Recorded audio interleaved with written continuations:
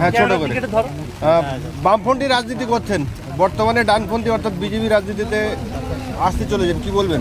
আমি বামপন্থী করতাম 2011 সাল থেকে আমরা বসে আছি এবং বিভিন্ন রকমের চক্রান্ত, আমাদের অর্থনৈতিক, আমার বাজারে দোকান আছে, সেখান থেকে বহু টাকা নিয়েছে, আমাদের জমি জায়গায় ফেলাক মেরে সেখান থেকেও টাকা নিয়েছে।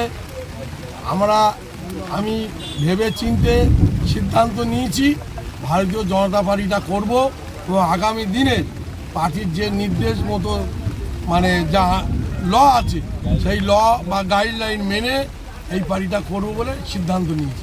গুরুত্বপূর্ণ দায়িত্ব পেলে যারা তৃণমূলে যারা ক্যারাপ্টেড নেতা আছে, যারা তলা তুলেছে, তারা যাদের উপরে যাদের অত্যাচারিত হয়েছে, আমি এখানে বলতে চাইছি যারা পুরোটা বছর মানুষের নির্যাতিত মাহবুবদের ন্যায্য ধরন থেকে শুরু করে যারা এইসব টাকা পয়সা লুটপাট করেছে, আমরা তাদের প্রথম সারিতে আমি যারা নেতৃত্ব আছে বিজেপি, সেই নেতৃত্বের কাছে অনুরোধ করব তারা যেন প্রথম সারিতে যেন কোনো নেতৃত্ব যেন না পায় এবং যারা পিছিয়ে পড়া নির্যাতিত তারা এগিয়ে এসে তারা এই পার্টিটার হাল ধরুক, ভারতীয় জনতা পার্টি।